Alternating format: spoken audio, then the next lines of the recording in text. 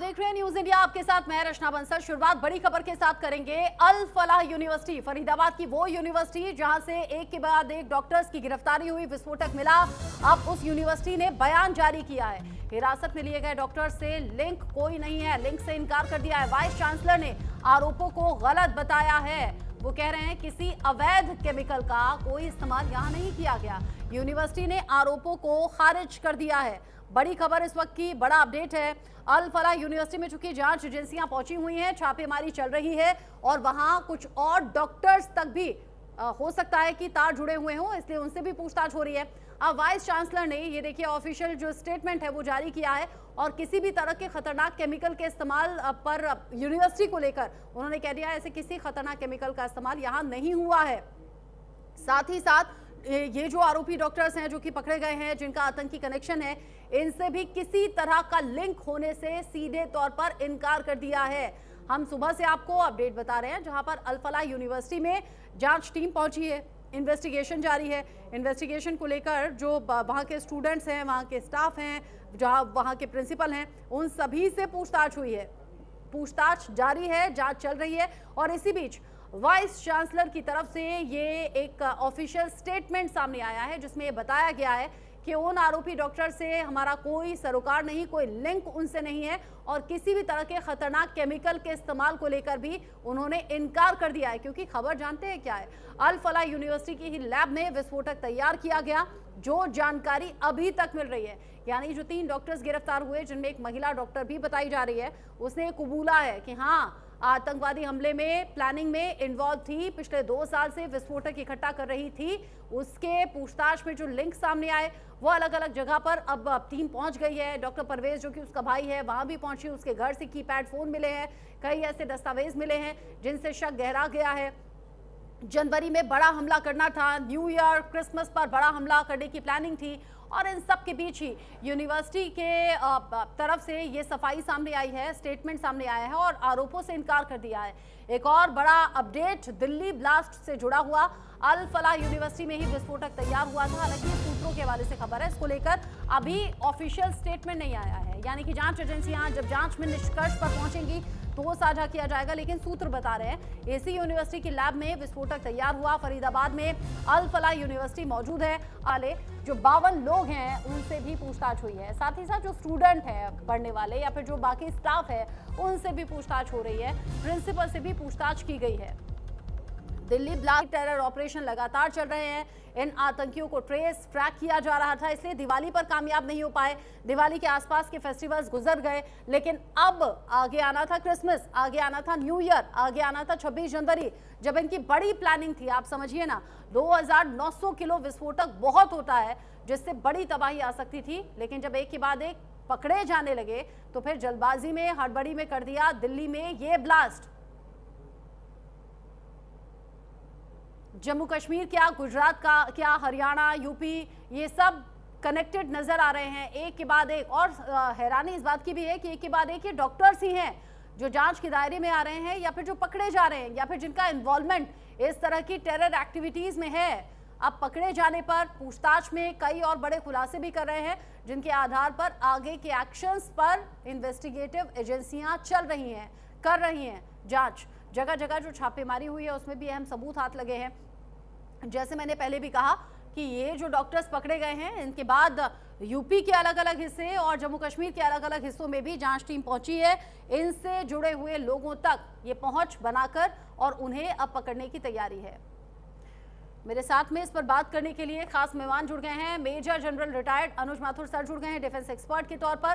साथ ही साथ group captain retired आनंद स्वरूप जी जुड़ गए हैं मेरे साथ में, जो कि भारतीय वायुसेना का हिस्सा रह चुके हैं। आप दोनों का ही न्यूज इंडिया पर बहुत बहुत स्वागत। अनुज माथुर सर, दिल्ली के ब्लास्ट ने हर किसी को दहशत में डाल दिया है। वो तस्वीरें एकदम आंखों के सामने आ रही हैं, जरा सा सोचते ही और हैरानी इस बात की कि इन सब चीजों में, इन टेरर एक्टिविटीज में डॉक्टर्स का इन्वॉल्वमेंट था। अब जो जांच चल रही है, जिस तरीके से चल रही है, और भी तमाम डॉक्टर्स, पढ़े लिखे लोग इसमें सामने आ रहे हैं। अल फलाह यूनिवर्सिटी जहां पर ये विस्फोटक तैयार किया गया, ये सब कुछ हो क्या रहा है और कैसे हो पा रहा है? सीमा पार से लिंक जुड़ रहे हैं, जैश से सीधे सीधे इसके लिंक जुड़ते हुए नजर आ रहे हैं। रचना, जय हिंद। देखिए, इसमें कोई संदेह न कभी था न है कि इसका मास्टरमाइंड अब जैश ए मोहम्मद और वो सीमा पार है, इसमें कोई संदेह नहीं है। अब मैं आपको बताता हूं उसकी वजह क्या हो रही है। देखिए, ये वजह उस बात की है कि जिस प्रकार से 7 मई को इस वर्ष वहां पर नुकसान पहुंचाया गया जैश ए मोहम्मद को, और परिस्थिति इतनी खराब हो गई थी कि मौलाना मसूद अजहर ने खुद कहा था कि मैं स्वयं क्यों नहीं मर गया, मेरा सारा परिवार खत्म हो गया इसमें। तो ये जितनी भी एक्टिविटी है ये होनी थी, क्योंकि उसी समय से ये लोग लगातार पाकिस्तान के ऊपर दबाव बनाए हुए हैं और लगातार इस प्रकार की कोशिश करने की कोशिश कर रहे हैं कि यहाँ पर भारत में उस करारी हार तो नहीं कहूंगा, जो मार पड़ी है उसका बदला ले सकें। ये बिल्कुल निश्चित है। अब मैं आपको एक दो चीजें बताता हूं। देखिए, जो व्हाइट कॉलर लोग हैं जिनका कोई क्रिमिनल रिकॉर्ड नहीं है, इनकी वजह क्या होती है। देखिए, अगर आपके पास ऐसे सिस्टम्स हैं, आपके बच्चे पढ़ने के लिए बांग्लादेश, तुर्की, पाकिस्तान में आप पढ़ने के लिए लोगों को भेज रहे हैं, तो वहां से रेडिकलाइज होके ही आएंगे वो। आप मुझे बताएंगे कि अगर कोई तो अब ये हो रहा है कि उन्होंने ये प्रयास किया है कि ऐसे लोगों को इसमें इन्वॉल्व किया जाए जिनके ऊपर आसानी से शक नहीं जाता। व्हाइट कॉलर जॉब्स में भी मेरे ख्याल से सबसे ज्यादा रेस्पेक्टेड जो जो जॉब है वो डॉक्टर्स की होती है, और एक डॉक्टर के ऊपर इसमें डायरेक्ट एकदम से शक जाना इतना इतना आसान नहीं होता है। डॉक्टर को हमारे देश में तो खुदा के भगवान के बरोबर रखते हैं कि भाई वो देयर लाइफ सेवर्स, और वो तो उनसे उनसे इस वजह से उन्होंने ऐसा यहाँ पर जाल फैलाया है। देखिए, एक बात रचना मैं आपको बताता हूँ कि ये जो इकोसिस्टम है जो कि टेररिस्ट का या पाकिस्तानी ऑपरेटिव्स का जो सपोर्ट करता है, उनके सिंपैथाइजर्स हैं, ये इकोसिस्टम सालों पुराना है। इसकी नींव 1947 में पड़ गई थी। उस समय से लेके आज तक उन्होंने भारत के हर क्षेत्र में इन्फिल्ट्रेट करा हुआ है। उनके लोग हर क्षेत्र में मौजूद हैं, इंक्लूडिंग आपकी राजनीति। और वो वजह है कि वो बड़ी आसानी से अपने इन ऑपरेटिव्स को जब चाहते हैं एक्टिवेट करने की कोशिश करके और उनको आगे बढ़ा करके और अपना काम कर सकते हैं। एक दो चीजें और मैं बताना चाहूंगा कैसे होगा, कितना मुश्किल है, कितना आसान है। हमको एक नेशन के तौर पे सोचने की जरूरत है कि क्या हम अभी भी आज के जमाने में भी ऐसे इंस्टीट्यूशंस को चलने दें जो कि मात्र एक प्रकार के, एक धर्म विशेष के या एक कम्युनिटी विशेष के या जाति विशेष के लिए बने हुए हों, चाहे वो जामिया मिलिया हो, चाहे वो ये हो, चाहे वो डॉन बॉस्को हो या कुछ भी हो। आज हम सेक्युलरिज्म की बात करते हैं, पूरी तरह से सेक्युलर। ऐसी परिस्थिति में अगर आपके पास ऐसे विश्वविद्यालय हैं जहां पर के 40% लोग सिर्फ कश्मीर से आकर के पढ़ रहे हैं या पढ़ा रहे हैं, वहां इस प्रकार की बातें करना आसान हो जाता है। मैं ये नहीं कह रहा हूं कि हर इस प्रकार का इंस्टीट्यूट, मैं समझ सकती हूँ आपकी वाली बात, क्योंकि अभी शो से पहले भी न्यूज रूम में ये बात हो रही थी। क्या इस तरह की एक्टिविटीज को, क्या आतंकियों को धर्म से जोड़कर देखा जाए, इस पर एक अलग सी डिबेट छिड़ी हुई थी। मैं ये भी पूछना चाहती थी, क्या धर्म से अब पहचाना जाए? आप कह रहे हैं अगर धार्मिक तौर पर पहचान वाले इस तरह के इंस्टीट्यूट है, इस तरह के एजुकेशन हब है या इस तरह की यूनिवर्सिटीज है, वहां खास ख्याल रखा जाए, आप ये कह रहे हैं? मैं ये कह रहा हूं कि आपको इस प्रकार के सिस्टम से बाहर निकलने की जरूरत है। आप ये नहीं कह सकते कि इस विश्वविद्यालय में सिर्फ हिंदू पढ़ेंगे या ब्राह्मण पढ़ेंगे या सिर्फ मुसलमान पढ़ेंगे या वो। मेरा ये कहने का मतलब ये है कि जहां जहां इस प्रकार की परिस्थिति होने की संभावना है, वहां पर की जो फैकल्टी है वो होमोजेनियस होनी चाहिए। आप एक सेक्युलर देश है, वहां पर एडमिशंस की प्रोसेस जो है वो होमोजेनियस होना चाहिए, हर एक व्यक्ति बच्चे को उसमें। लेकिन ये जब हमारे जो जो 4-5 फॉल्ट लाइंस हैं, उनमें से एक बहुत बड़ी फॉल्ट लाइन जिसको मैं हमेशा कहता हूं धर्मांधता है। हम धर्मांधता की वजह से हमको हर जगह परेशानी होने की संभावना है। उसके अलावा भाषावाद, जातीयता, प्रांतीयता, हम एक प्रांत के ऊपर करना चाहते हैं कि यहाँ पर सिर्फ इस प्रांत के लोग रहेंगे या उस प्रांत के लोग रहेंगे। जब तक हम इन चीजों से उठकर रचना ऊपर उठ के नहीं आ जाएंगे। इस बात की ये जो डॉक्टर पकड़े गए, ये जो आतंकी पकड़े गए, उसमें जो महिला डॉक्टर है वो बता रही है कि पिछले 2 साल से विस्फोटक इकट्ठा कर रही थी और इस तरह की एक्टिविटीज में इन्वॉल्व है। और उससे भी ज्यादा हैरानी की बात तो ये है कि अगर 2 साल से विस्फोटक इकट्ठा कर रही थी तो कब से जैश के संपर्क में लोग आए होंगे, कब इन्हें इनके ब्रेन वॉश कर दिए गए होंगे, कब इनमें जहर भरा गया होगा और कब से ये सब कुछ इस प्लानिंग में लगे होंगे। आनंद जी, खबर ऐसी है कि देश के अलग अलग हिस्सों में 20 जगह कम से कम ऐसे बड़े धमाके होने थे, जिसमें एक ये दिल्ली का ब्लास्ट हो गया। तो हम दहशत में हैं, हम सोच रहे हैं न जाने अब कहां क्या हो जाए। लेकिन ये भी सच्चाई है कि हाँ, बड़ी मात्रा में विस्फोटक मिला है और एक के बाद एक ये आतंकी अब पकड़े भी जा रहे हैं। लेकिन सोचिए जरा, 20 जगह धमाके होने थे, दिवाली पर भी धमाके की प्लानिंग थी। रचना जी नमस्कार। सबसे पहले तो मैं कहना चाहूँगा, मैं फरीदाबाद का निवासी हूँ और ये अब मुझे समझ में आ जाना चाहिए, हाँ। सबको, खाली आनंद स्वरूप को नहीं, सभी को समझ में आ जाना चाहिए कि अब ये सब जो गतिविधियां हैं आपके दरवाजे तक आ चुकी, इससे अब आप अछूते नहीं रहेंगे। तो देश के अंदर जो हमारा जो ढांचा है उसको इतना सुदृढ़ करना पड़ेगा कि किसी धर्म विशेष के लिए कोई भी एक विशेष चीज है सब खत्म करनी पड़ेगी और सबको होमोजीनियस ग्रुप जैसे सर ने बनाया कि सारे मिक्स होकर के एक ही ग्रुप बना। हाँ।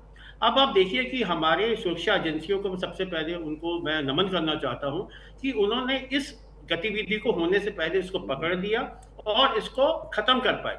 वरना अगस्त 4, 2020 को अगर एमोनियम नाइट्रेट की था जो बेरूट करके सिटी है उसमें पोर्ट पे ब्लास्ट किया गया था, आप सोचिए सेम क्वांटिटी का जो आपका जो इनका जखीरा पकड़ा गया है एमोनियम नाइट्रेट का, अगर वो ब्लास्ट जैसे बेरूट में हुआ तो उसमें 218 लोग तो मरे, 7000 लोग घायल हुए और 3 लाख लोगों को डिस्प्लेस करना पड़ा उनके घरों से। तो क्या भारत एक कलेक्टिव विल रखता है इस सब के केस में अपना लेकर के पॉलिटिकल डिसीजन लेने के लिए? तो इस वक्त जो हमारे प्रधानमंत्री हैं मोदी, मैं ये कहता हूं कि मोदी अपने आप एक इंडिविजुअल नहीं है, he is the collective will of 140 crore Indians. So certain things have to be taken strongly. जैसे साहब ने बताया कि भाई आपको एक बहुत ही दृढ़ निश्चय होकर के करना पड़ेगा। अगर यही 20 शहरों में ब्लास्ट हो जाते, आप सोचिए भारत के लिए कितनी शर्मनाक बात होती। और मैंने थोड़े दिनों पहले एक जगह एक बहुत अच्छा एक कोट पढ़ा था, कहते हैं when your religion teaches you hate, it's time to change the religion. तो आई कैनॉट सजेस्ट, बट कोई भी रिलीजन हो, अगर वो आपको अंधकार की ओर लेके जा रहा है या आपको दुश्मनी वैर भाव की तरफ लेके जा रहा है, तो कृपया करके इंसानियत से जुड़िए, वो सबसे बड़ा रिलीजन। तो ये हमारी खुशकिस्मती है रचना जी की ये देश की जो टेरर एंटी टेरर जो हमारे ऑपरेशंस करके इसको बचा दिया गया। खुदा ना खास्ता अगर ये बेरूत जैसा एक्सप्लोजन हो जाता जिसकी पूरी तैयारी थी तो बहुत बड़ा नुकसान हुआ। अच्छा, नुकसान तो हो सकता था जिसे रोक लिया गया, लेकिन एक नुकसान तो हमने दिल्ली में देख ही लिया। जिस तरीके से ये एक के बाद एक डॉक्टर्स पकड़े जा रहे हैं, उसको लेकर अब किस तरह की तैयारी होनी चाहिए? जैसा अभी यहाँ अनुज माथुर सर भी बोल रहे थे कि डॉक्टर्स जिन्हें हम भगवान का दर्जा देते हैं, ऊपर वाले का दर्जा देते हैं, वो अगर इस तरह की एक्टिविटीज में इन्वॉल्व हो जाएंगे तो फिर भरोसा किस पर करेंगे? बिल्कुल सही बोला रचना जी आपने कि व्हाइट कॉलर वाले अगर इंडिविजुअल ज्वाइन कर जाएंगे जो मानसिक तौर से बहुत एडवांस्ड है, उन लोगों को जिनका एक समाज के अंदर एक अच्छा उनका एक स्थान है, जिनको लोग इज्जत बड़े रिस्पेक्ट से देखते हैं, तो नॉर्मली उनके ऊपर शक करना मुश्किल हो जाता है। तो उसका फायदा उठाते हुए इन लोगों ने उसके सफेद क्या कहते हैं डॉक्टर का, जिसको हम खुदा मानते हैं कि उनका हीलिंग टच है, उसके आड़ में इन्होंने जो काम किया है ये वास्तव में बड़ा खराब है। बट इस वक्त जैसे हमारे देश का जो एंटी टेररिस्ट एक्ट हैं, तो मैं तो यही सरकार से आपको तो ये अपील करना चाहूंगा कि ऐसे स्ट्रॉन्ग लॉज लाए जाएं कि इन लोगों को कोई ट्रायल नहीं मिलना चाहिए। अगर हम इन लोगों को भी ट्रायल देते हैं तो हम मेरे ख्याल से 140 करोड़ जो बचे हुए भारतवासी हैं उनके साथ में अन्याय कर रहे हैं। लेकिन उससे बड़ा चैलेंज ये रहेगा कि सभी पकड़ में आए तो सही। लेकिन अनुज माथुर सर, अगर दिवाली पर बड़े धमाके की तैयारी थी और वो फेल हो गया, उसके बाद में ये जो एक के बाद एक गिरफ्तारियां हुई हैं, विस्फोटक इतनी बड़ी मात्रा में पकड़ा गया, उसके बाद उमर मोहम्मद हड़बड़ाहट में गाड़ी लेकर पहुंचा और जो प्लान का हिस्सा भी नहीं था वो जल्दबाजी में दिल्ली वाला ब्लास्ट कर दिया। सोचिए तैयारी के साथ होता तो ये तबाही कितनी बड़ी हो सकती थी। दिवाली तो गुजर गई, लेकिन क्रिसमस नजदीक है, अब न्यू ईयर आएगा, 26 जनवरी नजदीक है। क्या यहाँ और ज्यादा सावधान और सतर्क हो जाने की जरूरत नहीं है? बिल्कुल है। मैं तो आपको इसको दोबारा आपके ही प्रश्न को आगे बढ़ाते हुए कहता हूं, देखिए हमने 2900 किलोग्राम टीएनटी या अमोनियम नाइट्रेट बरामद कर लिया था। उसके बाद क्या ये जरूरी नहीं था कि कम से कम एनसीआर या एनसीआर के आसपास के इलाकों को हाईएस्ट पॉसिबल अलर्ट में रखा जाए कि जब 2900 किलोग्राम आपको एक्सप्लोसिव मिल रहा है तो ये संभावना क्या नहीं है कि और 1000 किलोग्राम एक्सप्लोसिव कहीं घूम रहा है? बावजूद उसके एक गाड़ी में 300 किलोग्राम 300 साढ़े 300 किलोग्राम एक्सप्लोजिव लेकर के एक डॉक्टर साहब पूरे दिल्ली के 12 घंटे चक्कर लगाते रहते हैं और आप उनको पकड़ नहीं पाते हैं इतने आपके। और फिर उसके बाद 3 घंटे जाकर के वो लाल किले की पार्किंग में अपनी गाड़ी में पार्क होके खुद वहीं बैठे रहते हैं, फिर भी आप उनको देख नहीं पाते हैं। उनकी कार का बोनट खुला हुआ है, उसको आप पूछ नहीं पाते हैं कि बोनट खुला हुआ क्यों है, ऐसे गाड़ी आप क्यों चला रहे हैं। मेरा ये कहने का अर्थ है कि हम लोग एक रिएक्टिव तरीके से काम करते हुए कहीं ना कहीं नजर आ रहे हैं। हमारा प्रयास ये होना चाहिए। देखिए मैं आपको बताऊं रचना, जिस दिन का जैश ए मोहम्मद का इतना जबरदस्त नुकसान हुआ था कि उनके 100 आतंकी एक बार में खत्म हो गए। एक एक आतंकी को तैयार करने में महीनों सालों दशकों लगते हैं। आपको किसी को इंडोक्ट्रिनेट करना है, उसको ब्रेन वॉश करना है। ऑपरेशन सिंदूर से बौखलाया हुआ था पाकिस्तान, जैश बौखलाया हुआ था। मसूद अजहर का भाई अम्मार बताया जा रहा है जो इन डॉक्टर्स के सीधे संपर्क में था, इसीलिए व्हाइट कॉलर मुस्लिम टेररिस्ट को चुना गया अपने इस आतंकी मंसूबे को कामयाब बनाने के लिए। हालांकि कामयाब होने पहले इससे पहले ही गिरफ्तारियां हो गई, बड़ी मात्रा में विस्फोटक मिल गया, लेकिन इसी बीच दिल्ली में ब्लास्ट हो गया। अनुज माथुर सर, आनंद जी, आप दोनों मेरे साथ में बने रहिएगा क्योंकि पाकिस्तान से सीधे इसका कनेक्शन अब सामने आ रहा है। जैश से जुड़े हुए डॉक्टर से कुछ खुलासे हो गए हैं, बहुत से खुलासे होना बाकी है। रिपोर्ट देख लेते हैं।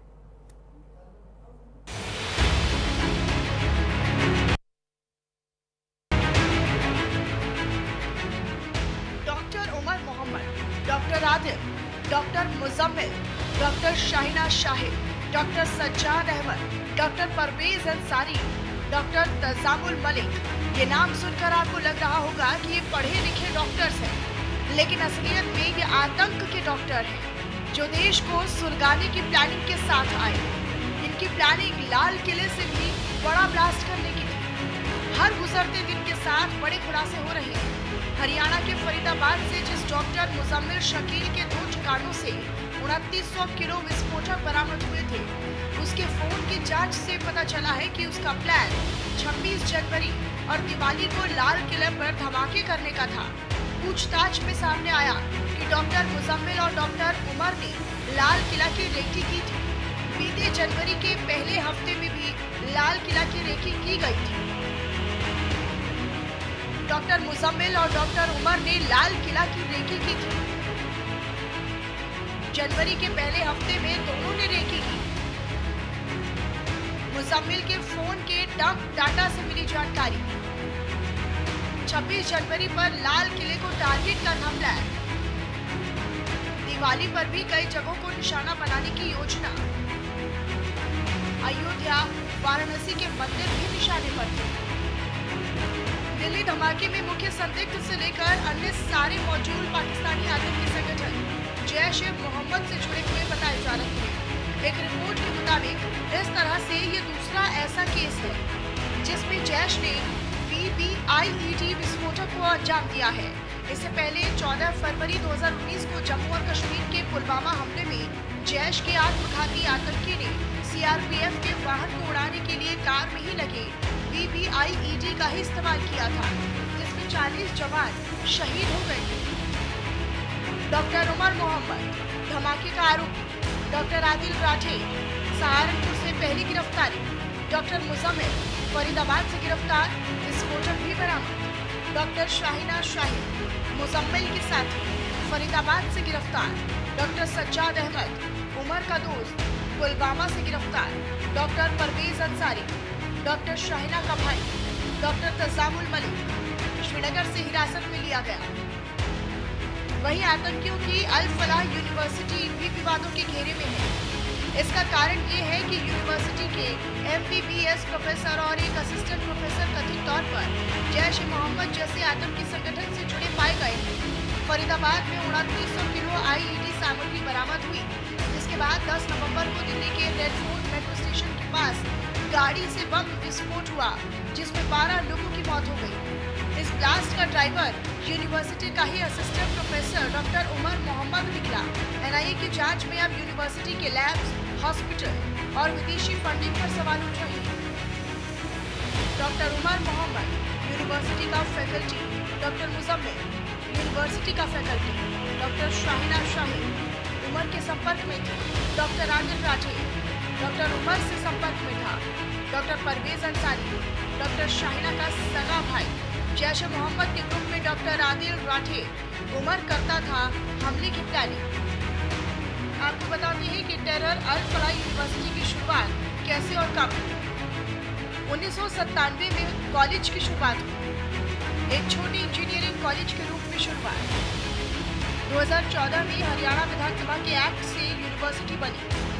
यूजीसी ने इसे मान्यता दी और एनएसी ने ए ग्रेड दिया। अल फलाह चैरिटेबल ट्रस्ट यूनिवर्सिटी चलाता है। जवाहर अहमद सिद्दीकी ट्रस्ट के प्रमुख यूनिवर्सिटी के संचालक।